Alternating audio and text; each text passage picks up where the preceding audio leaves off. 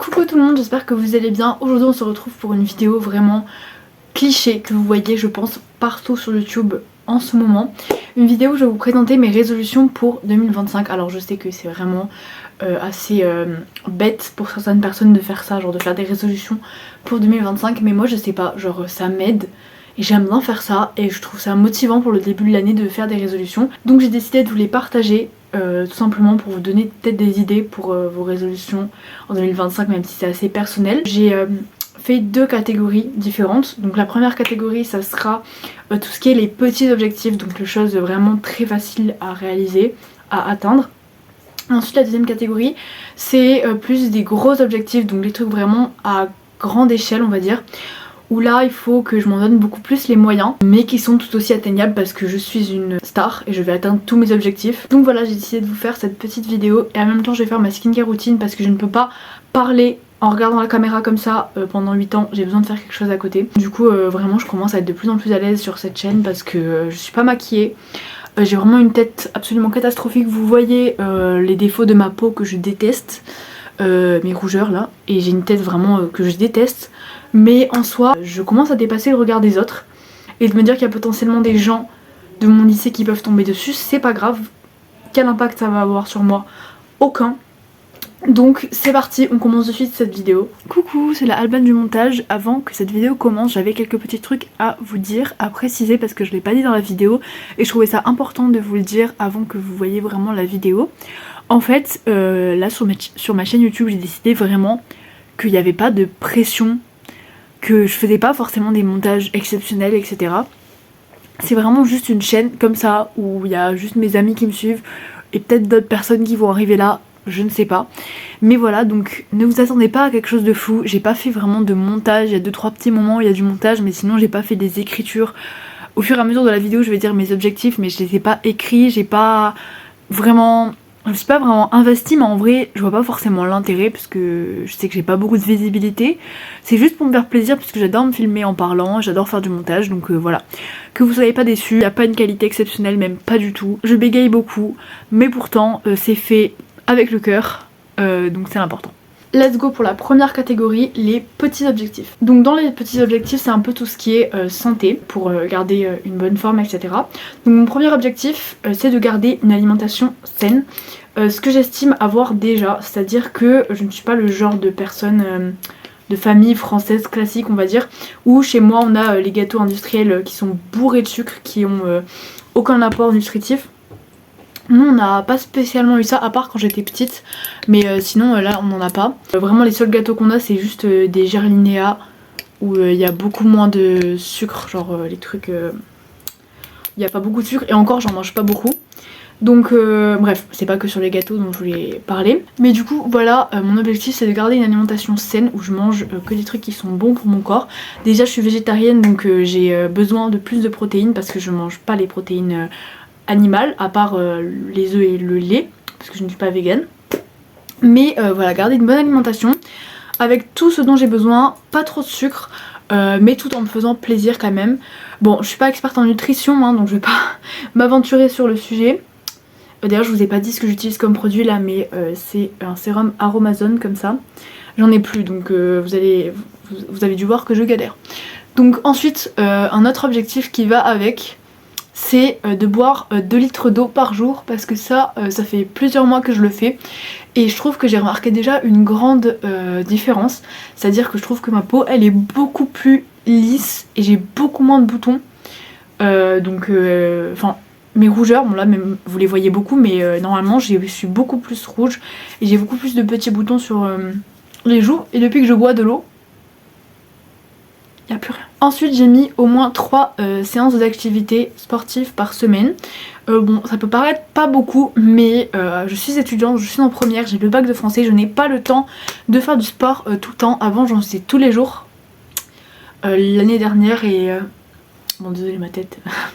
Et l'année d'avant, mais là je n'ai plus le temps. Donc 3 séances, j'estime que c'est déjà bien, déjà qu'il y a une séance au lycée. Ensuite je fais une séance le mercredi et une séance le samedi. Après normalement j'en fais plus, mais je mets au moins 3 séances, mais normalement j'en fais genre 4 ou 5. Ensuite je vais venir mettre un autre sérum de chez Aromazone. Bon j'ai une qualité absolument catastrophique, Mais voilà, c'est un sérum acide azélaïque et l'autre c'était un sérum niacinamide, cuivre et zinc. Voilà, ils sont comme ça. Donc ensuite, autre objectif, lire tous les jours. Alors ça c'est compliqué. Et avant, la lecture c'était ma passion. Je lisais H24 vraiment. Et là, mais j'ai arrêté. Enfin vraiment c'est catastrophique. Avant je lisais plein de livres par mois. Mais là je suis même pas à un livre par mois. Donc il faut vraiment que je lise tous les jours. Que je prenne du temps. Il faut bien que je trouve 10 minutes dans ma journée pour lire. Donc ça je trouve ça vraiment important de faire ça parce que c'est beaucoup mieux que scroller sur TikTok. Ensuite ça bon ça va avec ce que je suis en train de faire. Ma skincare 2 fois par jour parce que je trouve ça important pour la peau. Après en fait je sais pas quel bon produit utiliser mais Aromazone je trouve que c'est une très bonne marque parce que c'est assez naturel les produits. Ils m'ont l'air vraiment bien. Donc j'utilise beaucoup Aromazone comme produit et j'utilise pas vraiment des produits de skincare de grosses marques parce que ça m'a pas l'air vraiment bien. Enfin des grosses marques, je veux dire les trucs vraiment chers et tout. Moi je prends les petits prix, les trucs assez naturels et ça fait l'affaire. Mais voilà, je trouve que c'est bien de la faire 2 fois par jour. En dehors de l'aspect prendre soin de sa peau et tout, ça me fait du bien. Genre c'est un peu mon petit moment à moi de la journée quoi. Donc le faire le matin et le soir je trouve ça bien. Objectif extrêmement compliqué, j'aurais dû le mettre dans gros objectif. C'est 8 heures de sommeil par jour. Parce que j'ai quasiment jamais 8 heures de sommeil. Parce que je me couche trop tard. Et aussi je me lève très tôt mais bon ça je peux pas faire autrement. Donc voilà, j'aimerais avoir 8 heures de sommeil par jour, c'est compliqué, mais si je me couche, sachant que je me lève tous les jours à 5h30, si je me couche à 21h30 c'est bon. Sauf que bon, ça me saoule de devoir me coucher à 21h30, mais le sommeil c'est la clé. Donc faut que je me couche tôt, mais c'est ce que je vais essayer d'accomplir cette année, de réussir à avoir un meilleur rythme de sommeil que l'année précédente. C'est bizarre de dire ça. On est en 2025. En 2025. Objectif une fois de plus très compliqué. C'est... Ah, je vous ai pas dit ce que je mettais, attendez. C'est une crème comme ça, soyeuse, hydratante, au lait d'ânesse de chez Sobio. Voilà. Donc ensuite... Je reprends. Objectif très compliqué. Passer moins de 2 heures par jour sur mon tel. Alors pour certains ça peut paraître énorme, pour certains ça peut paraître très très peu parce que je sais que maintenant le temps d'écran des personnes de mon âge c'est genre 8-9 heures par jour. Donc voilà, oui cette crème elle fait beaucoup rougir, enfin moi. Du coup moins de 2 heures par jour sur mon tel. En ce moment, depuis plusieurs mois je suis à 3h, 3h30 par jour. Donc en soi c'est pas très... Enfin ça dépend des jours. Donc c'est pas très compliqué à réduire mais quand même genre... En fait il faudrait que je réduise les trucs qui sont vraiment pas utiles. C'est-à-dire le temps que je passe à parler à mon copain, ça je peux pas l'enlever. Mais le temps que je passe à scroller, est-ce que c'est utile? Non. Donc c'est ça qu'il faudrait que je supprime. Ensuite j'ai mis regarder un documentaire chaque mois sur un sujet que je ne connais pas. Parce que je trouve ça important de me cultiver, parce que je trouve que je n'ai pas assez de culture générale. Donc une fois par mois, j'ouvre Netflix, j'ouvre je sais pas quelle application de visionnage de documentaires. Et je regarde un documentaire sur quelque chose d'intéressant que je ne connais pas et sur lequel j'aimerais me renseigner. Je trouve ça bien de faire ça pour acquérir plus de connaissances. Donc ça je trouve que c'est une bonne idée. Ensuite j'ai mis une fois par mois faire un très grand rangement, c'est-à-dire me poser, prendre du temps et ranger toute ma chambre, toute ma salle de bain, trier les papiers, tout ce que j'ai etc. Bien faire le ménage, que ça soit tout propre, tout clean et tout. Ça je trouve ça bien. En vrai ça je trouve ça bien de faire ça peut-être le premier du mois, enfin après ça dépend quel jour c'est mais... ou le premier week-end du mois, je trouve ça bien de faire ça pour aérer mon esprit en aérant ma chambre. Et enfin, dernier objectif dans la série, petit objectif, bon ça j'aurais dû le dire au début parce qu'on est un peu sorti du contexte, mais c'est marcher régulièrement, ce que je fais déjà beaucoup et dont je suis très fière de moi, parce que je suis le genre de fille qui adore, mais adore aller dehors, aller marcher, aller faire des activités dehors. Toutes les activités dehors, j'adore ça. Du coup je vais beaucoup marcher dans ma rue essentiellement. Donc j'aimerais marcher encore plus en 2025. Parce que marcher c'est très important. Et puis même ça fait partie du sport. C'est un des sports les plus bénéfiques en fait au final. Donc voilà, marcher beaucoup plus. Et voilà, j'ai fini avec la première catégorie. On passe maintenant à la deuxième catégorie que je trouve beaucoup plus intéressante. Mais c'est plus personnel, c'est-à-dire que sur le premier... vous pouvez prendre, sur la première catégorie vous pouvez prendre des exemples, vous en inspirer etc. Là sur le deuxième c'est plus compliqué de s'en inspirer parce que c'est vraiment personnel, c'est des trucs que moi j'aimerais accomplir moi. Mais après s'il y a des trucs qu'on a en commun, pourquoi pas hein.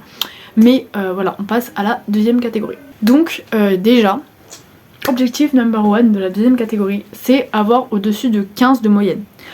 Ça c'est compliqué, parce qu'en fait, au début de l'année, je m'étais estimée beaucoup trop forte, que je ne le suis vraiment, je sais pas si ça se dit, mais je m'étais dit, on va être à 17 de moyenne toute l'année, on va être au-dessus de 17. Non ma belle, ça ne se passe pas comme ça.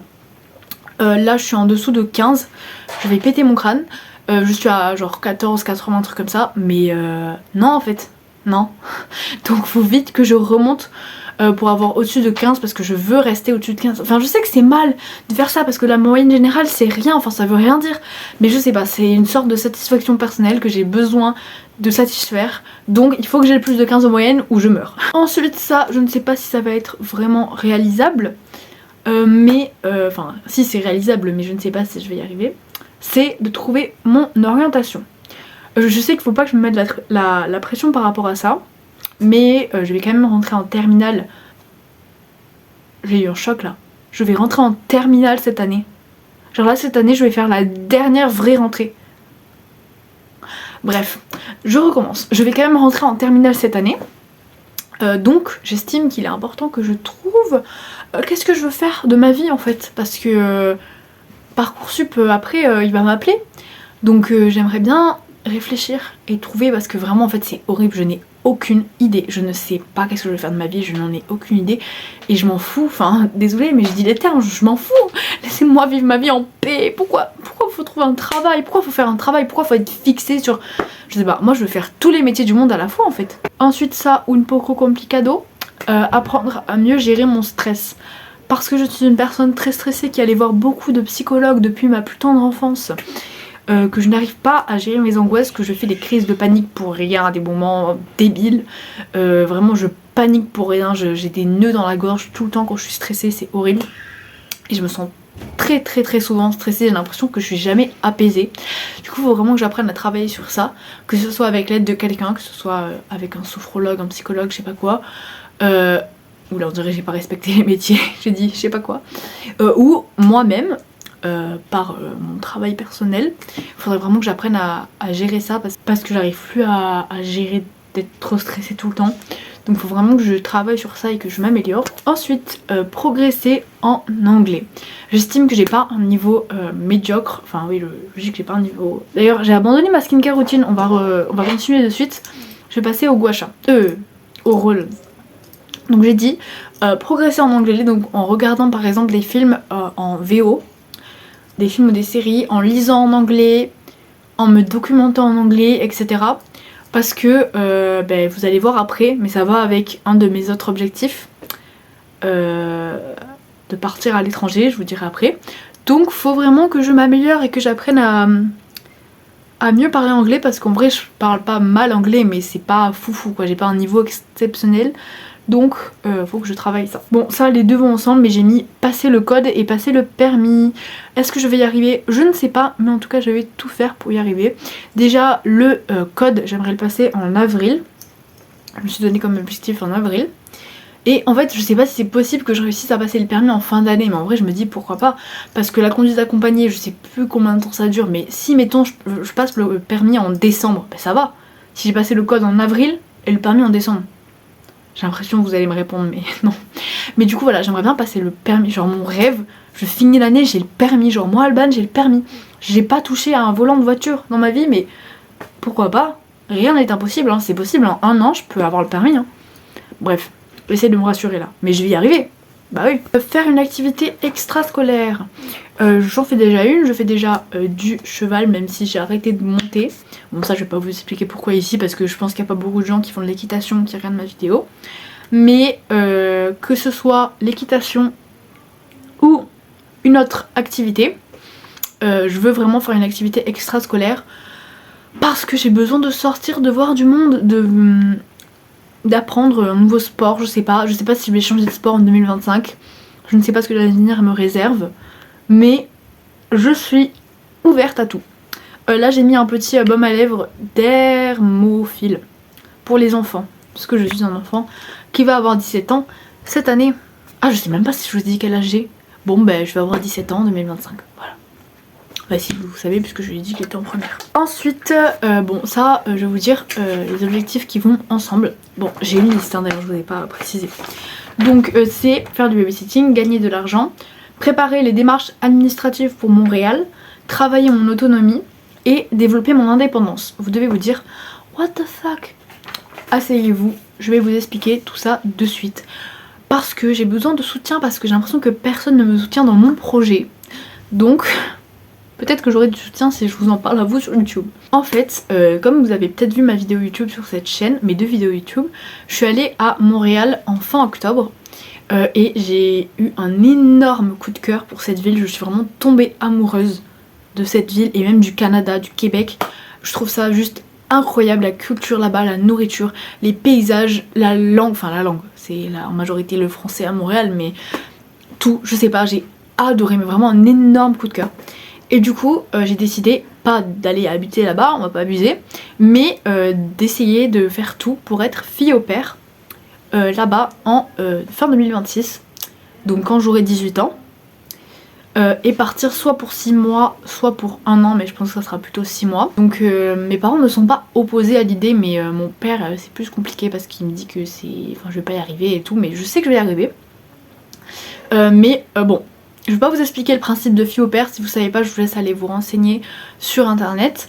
Mais en tout cas j'aimerais énormément aller là-bas en tant que fille au pair. Bah déjà pour apporter mon aide à une famille avec leurs enfants et également pour découvrir plus le pays. Même si le principe de la fille au pair c'est pas de découvrir le pays, de découvrir la ville et tout, mais je vais quand même pouvoir passer beaucoup de temps là-bas. Donc je vais maintenant développer les objectifs que je vous ai dit là qui vont tous un peu ensemble. Déjà j'avais dit faire du babysitting parce que pour être fille au pair il faut avoir 200 heures de babysitting. Donc déjà j'aimerais essayer de faire du babysitting dans ma rue ou dans ma ville. Et aussi peut-être faire un stage dans une crèche, mais il faut que je me renseigne s'il faut avoir le BAFA ou je sais pas quoi. Mais je me suis même pas renseignée, mais ça va aller. Voilà, parce que du coup il faut avoir les 200 heures de babysitting, donc en vrai ça va le faire, c'est beaucoup, mais enfin ça paraît beaucoup, mais je vous jure ça passe vite. Voilà, ensuite j'ai mis du coup gagner de l'argent. Ça c'est juste pour moi, c'est si je veux là-bas m'acheter des choses ou même faire des activités etc, même si je sais qu'une grande partie est payée par la famille au pair. Mais bon, si je veux quand même faire des trucs vraiment personnels, c'est à moi de le payer, donc il faudrait que je gagne de l'argent. Comment? Je ne sais pas, mais peut-être que j'aimerais faire un petit job d'été cet été. Oui, bon, logique. Ensuite, du coup, préparer les démarches administratives, donc me renseigner sur l'agence que je prends. Vous savez, les trucs au pair, care ou trucs comme ça. Déjà pour trouver la famille. Bon, ça, je peux pas encore, c'est trop tôt, mais pour trouver une famille qui veut bien m'accueillir en fin 2026. Et enfin les derniers, travailler mon autonomie et développer mon indépendance parce que là-bas il faudrait que je sois autonome parce que je serai la plupart du temps seule avec des enfants. Donc il faudra que je sache gérer les enfants, gérer aussi moi, enfin gérer la maison etc. Donc il faut que je travaille sur ça, que je travaille aussi comme j'ai dit mon indépendance parce que je n'arrive pas à être séparée de mes proches. Je veux partir à des milliers de kilomètres d'ici, alors que j'arrive pas à être toute seule une journée chez moi. Oui, mais je vais y arriver. Pareil, mon copain, j'arrive pas à passer une semaine sans le voir. Je veux passer 6 mois sans le voir.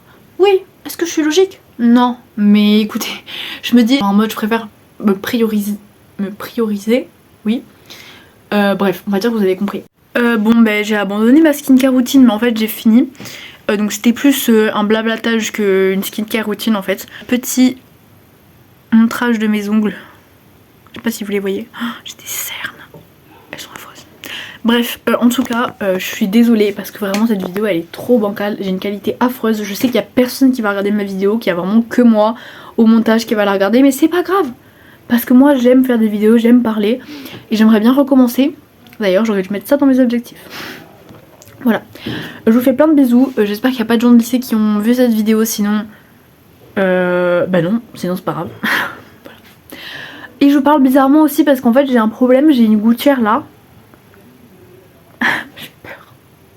Bon bref, j'ai un fil en fer là, et en fait il s'est détaché. Du coup ça ça se rentre dans ma peau et ça me fait extrêmement mal, mais je reste debout.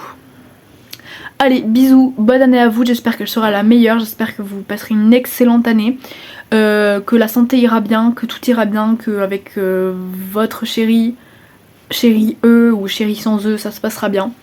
Plein de bisous, ou même tout seul. Passez votre meilleure année tout seul en fait, voilà. Allez, bisous.